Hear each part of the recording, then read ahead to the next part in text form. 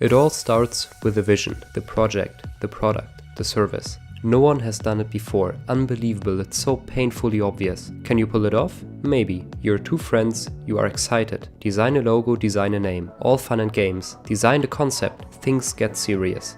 You decide to make this a company. You need a structure, a legal structure. How much will that cost you? In the US, incorporating a company will set you back anything between $25 and a few $1,000s. That's in part registration fees, which largely vary depending on where you are, and legal fees, which vary depending on how fancy you need your first shareholders agreement to be. Your incorporation turns out to be on the pricey side. Also, you need to rent a server in order to develop your product. Therefore, you decide to collect some other people's money for it. This early in your venture, who on earth would give you their money? You will get it from family, friends, or by crowdsourcing it. Usually, a newly incorporated company issues 100,000 shares, which are equal pieces of ownership. You need to decide who will get how many of those. You agree on 40,000 shares, or 40% of the company, for each founder, and 20,000 shares, or 20% of the company, for a well-off family friend who buys them for $50,000. It's called an investment, and at such an early stage in your startup, it's called a seed investment. The money he pays now belongs to the company. If the company fails in the near future, which statistically speaking is the most likely scenario, you will probably never see a dime of it again. $50,000 for 20% of the company puts the value of your enterprise at $250,000, which puts the value of your 40% at $100,000. Not bad. Please sign here, here, and here. Congratulations, you incorporated your company and finished your seed round of investment. A year has passed. You're having a successful beta trial with customers. Time to hire a few more people. Rent not just a server but a small office space. The $50,000 of seed capital only got you so far. Time to collect your first big round of cash. You will do this in a so-called Series A round. You're looking for an investment of $1 million.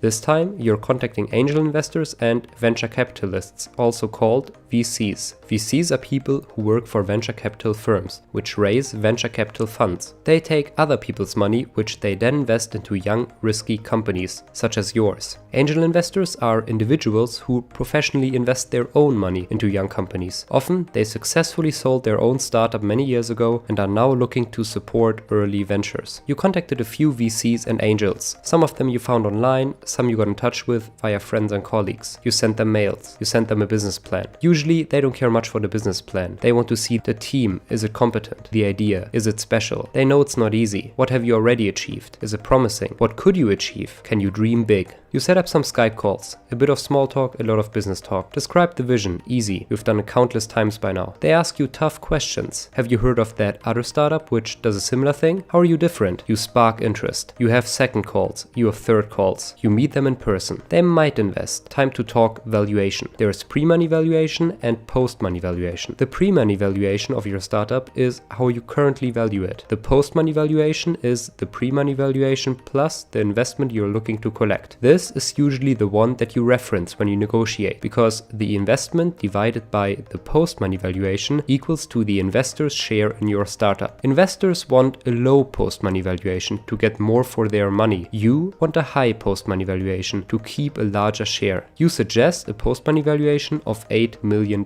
For the investor who would put in $1 million, this would mean a 12.5% stake in your company. A few weeks down the road, there are two offers on the table. One VC offers an investment of $1 million for a post-money valuation of $6 million. An angel investor you talk to offers to invest $500,000 for a $5 million post-money valuation. The offer of the venture capitalist sounds like the better deal, but the angel has great connections in the industry. It's called smart money. What do? You decide to go for both. You tell the angel that you have a standing offer of $6 million post-money valuation, but you would really love to have her on board. She agrees to invest at a $6 million post-money valuation. Great. How's the cake split this time? Let's do the math. Together, the VC and the angel will put in a total of $1.5 million into your business for a $6 million post-money valuation. This means that they will own 25% of the company. You, your co-founder, and your family friend used to own 100% together. With the new investors coming on board, you will be diluted. After the Series A investment, your cumulative share will only add up to 75% of the company. This dilution happens times proportionally. Does this mean that you have fewer shares now? No, here's how it works. Just like your company issued the first 100,000 shares when you incorporated it, it will now issue more shares for the new investors to buy. A company can create shares just like a central bank can print money. The total number of shares of the company just changes, while your number of shares remains the same. How many shares does the company issue? If 100,000 shares are now only 75% of the company, it means that 100% of the company will now be equivalent to 133,000 shares. Therefore, the investors receive 33,000 newly issued shares for their investment. Since they pay $1.5 million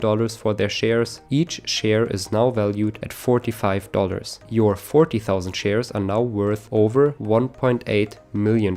Congrats! This whole process of a company issuing new shares to receive cash is called a capital raise. If things go well, the Series A won't be the last capital raise of your startup. There will be a Series B, a Series C, a Series D, and so on. For each investment round, the company valuation will hopefully increase. Also, each time your company takes in new cash from investors, you will be further diluted. Remember how I said that your number of shares remains the same though? I lied. Actually, there will usually be stock splits along the way, which convert each single share anyone holds into multiple shares. Hence, your number of shares is doubled or tripled every now and then, along with everyone else's. The purpose of this and many other things that are determined in the term sheet are a story for next time. You don't care much for legal work anyway. Your primary interest is in growing your business, which is now on track to reach new heights.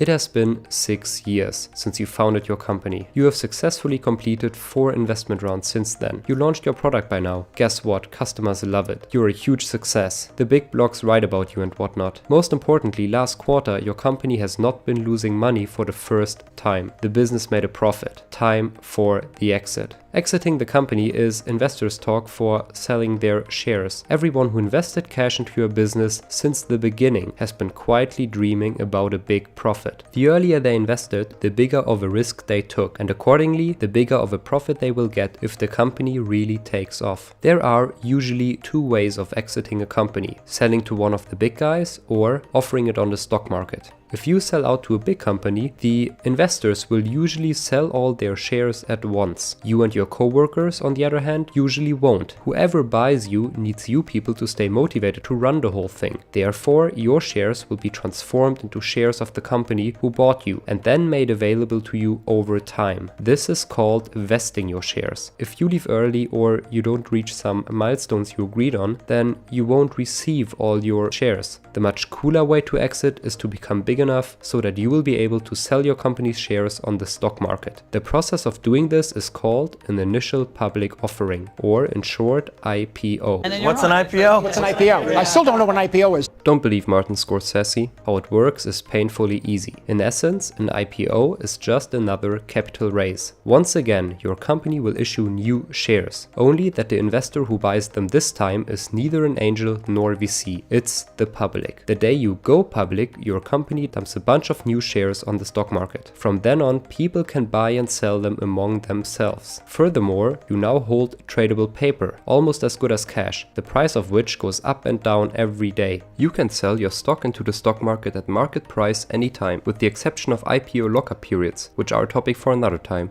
You floated the shares at a starting price of $64 and they shot up to over $70 on the first day of trading. Due to stock splits you did along the way, you are now sitting on 10 million shares of your company. Your personal wealth is over $700 million. You could cash in, but do you want that? It feels like yesterday that you two just had a vision. Now, you're 1 in a million. There's a lot you achieved and yet endless things to do. Even though investors call it an exit, for many founders it's just the beginning.